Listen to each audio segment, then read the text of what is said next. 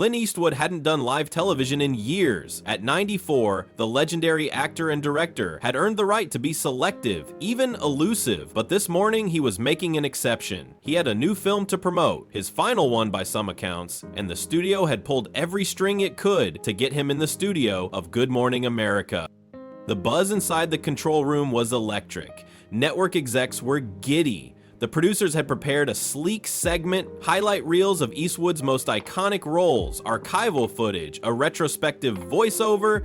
Everything was supposed to be smooth, respectful, and celebratory. A soft pitch, not a curveball.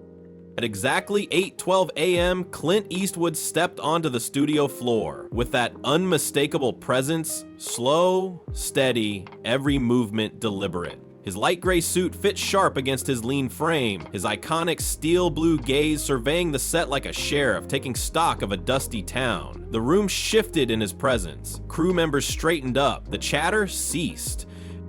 He took his seat opposite George Stephanopoulos, who greeted him with a wide, rehearsed smile. "Good morning, Clint. It's an honor to have you with us today." "Morning," Clint replied in his gravel-lined voice, calm and neutral.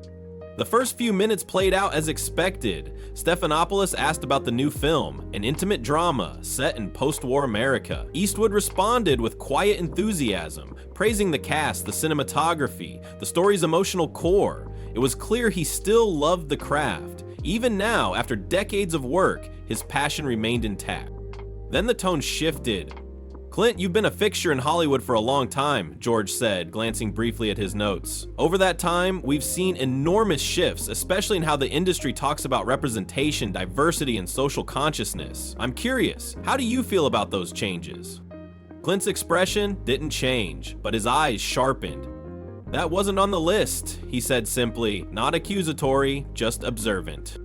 George smiled politely. "Sometimes the most interesting conversations happen off-screen." Clint leaned back slightly. "Well, I think good stories are good stories. Doesn't matter who's telling them. I've always believed in hiring the best person for the job. Talent speaks louder than labels." George nodded, but his tone grew firmer. "But surely you'd agree the industry needed to change, that it was too exclusive for too long." Clint's jaw tightened. A small but unmistakable shift. "Hollywood's always been tough. It chews people up. But I never saw it as exclusionary. I saw it as competitive. You get in, you do the work, you earn your spot." There was a pause. The air in the studio began to shift, ever so slightly. "But don't you think it was easier for someone like you?" George pressed. "A white male in mid-20th century Hollywood? Doesn't that come with certain advantages?" Clint didn't flinch. His voice stayed even. "Son, I grew up during the Depression. I dug ditches, I poured concrete. I didn't walk onto a movie set with a silver spoon. I earned every frame I ever shot." The tension was building, but neither man backed down. George leaned forward. "I'm not doubting your work ethic. I'm asking whether you acknowledge that systemic barriers existed, that for many people the door wasn't even open." Clint sighed through his nose. "There are always barriers. The question is, do you focus on the wall or the climb? If I spent every day looking for reasons I couldn't succeed, I'd still be digging holes in Fresno." The studio audience, mostly quiet professionals, guests of the network, and a few contest winners, were suddenly very still. The smiles were gone. The camera operators exchanged quick glances. George's tone sharpened further. "But Clint, the industry you helped shape, it kept people out. The old boys club, the narrow vision, it was real. Doesn't that come with some responsibility?" For the first time, Clint's expression changed. His eyes flashed. He didn't raise his voice, but there was weight behind every word. "You're confusing me with someone else. I didn't keep anyone out. I worked with who could deliver. Black, white, man, woman, I never cared. I wanted truth on screen, not tokenism." George wasn't done. "So how many women have you directed? How many leads of color starred in your films? Can you name them?" Clint's grip tightened around the armrests. "You want a list? I don't carry one around. I didn't treat hiring like a virtue signal. I told stories. I didn't make statements." The control room lit up with hushed chatter. Producers whispered nervously. One of them hovered near the cut to commercial button, unsure whether to hit it. "But by avoiding the conversation," George said, "aren't you just reinforcing the same status quo that's limited opportunity for so many?" Clint leaned forward now, voice hardening. You call it status quo, I call it storytelling. I've made movies about war, about justice, about regret, about forgiveness. You think Unforgiven was some celebration of violence? You think $1 Million Baby was just about boxing? George interrupted. Those are the exceptions. Your body of work promotes a worldview, a very specific conservative lens. Clint's eyes narrowed. My worldview is that people should work hard, own their mistakes, and not expect life to be fair. If that's conservative to you, then maybe the label says more about you than it does about me. The silence that followed was thick and uncomfortable. Even the seasoned staff, used to all sorts of awkward celebrity moments, were caught off guard by the intensity on set. George tried to rein it in. I'm just trying to have an honest conversation. No, Clint said, cutting him off. You're trying to corner me. You invited me here to talk about my film, and instead you want to cross-examine my legacy like I'm on trial? Well, I didn't show up to be judged. The segment was spiraling, and this was only the beginning. The studio was frozen. No one dared move. Behind the glass, producers waved urgently, signaling to wrap or shift topics. But George Stephanopoulos wasn't done. He leaned forward, eyes locked on Eastwood as if determined to win some unseen debate. But Clint, he said, voice low and pressing, don't you think it's dangerous to ignore the cultural impact of your films, especially when many of them elevate a narrow view of masculinity, strong, silent, emotionally closed off? Clint chuckled. Dry, dismissive, dangerous, he repeated. I made movies about human beings, flawed, complex, struggling. If you saw nothing but masculinity in that, maybe you weren't watching close enough.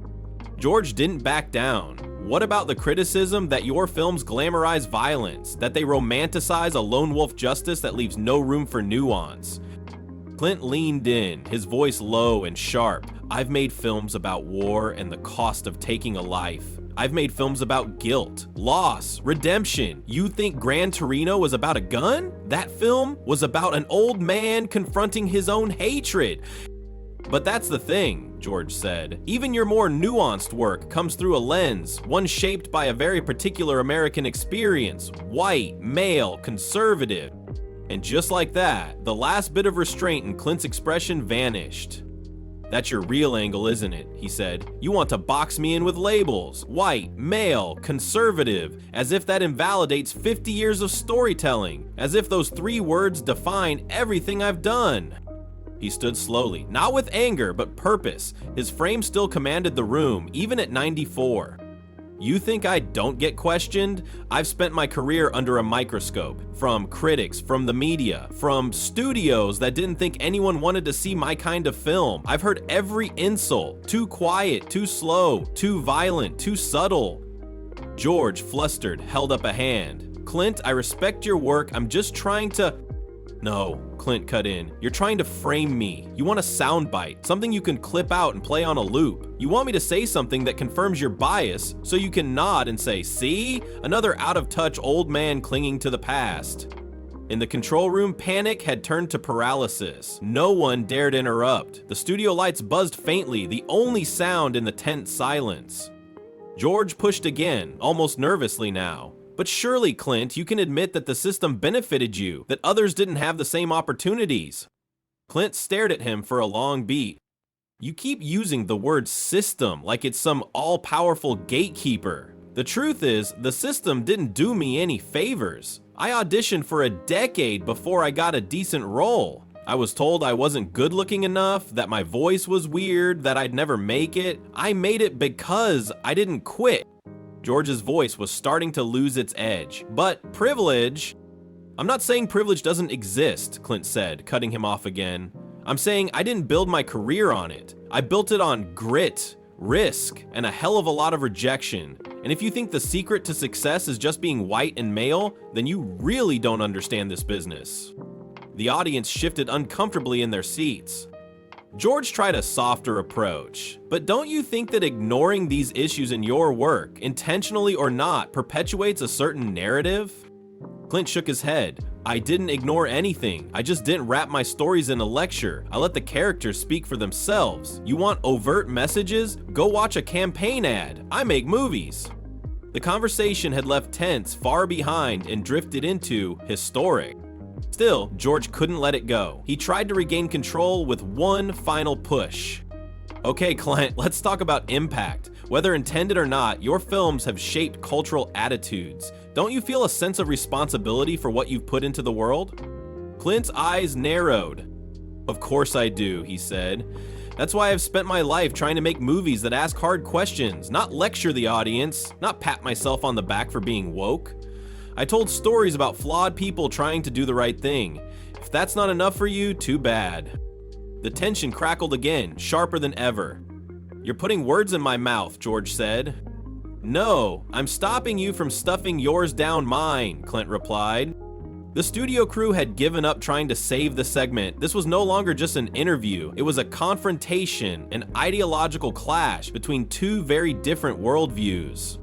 George reached for control one last time. But Clint, if you could go back, would you do anything differently? Would you have tried to lift up more diverse voices? Clint was quiet for a moment, then said, I gave people a shot if they had something to say. If they had the chops to say it well. That's the only metric that ever mattered to me. Not skin color, not gender, just the story.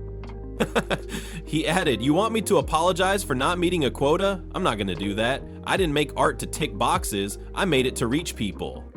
The air was thick with finality. George looked stunned, unsure how to respond. Clint leaned back in his chair, calm again. I didn't come here to argue, George. I came here to talk about my last film, but you had a different idea. You have to admit, though, these conversations matter, George said weakly. They do, Clint agreed, but not when they're traps, not when they're disguised as interviews and designed as indictments. That's not conversation, that's ambush. And with that, the silence returned. The air in the studio had become razor thin. You could feel it pressing down on everyone, cameramen, producers, audience members, like gravity itself had grown heavier. George Stephanopoulos, still seated, leaned forward once more. Desperation was creeping into his voice now. Clint, this isn't personal. I'm trying to have a conversation about responsibility, about legacy. You've shaped American film. You've shaped minds. That comes with weight.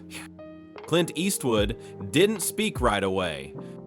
Instead, he stood slowly, deliberately, every motion deliberate, almost theatrical, yet completely real. At 94, he still moved like someone who knew exactly how to command a room. His tall frame cast a long shadow over the set. Every eye followed him. Want to talk about legacy? He asked, his voice low and steady, the gravel in it now sounding more like thunder. Let me tell you about legacy. He pointed toward the cameras.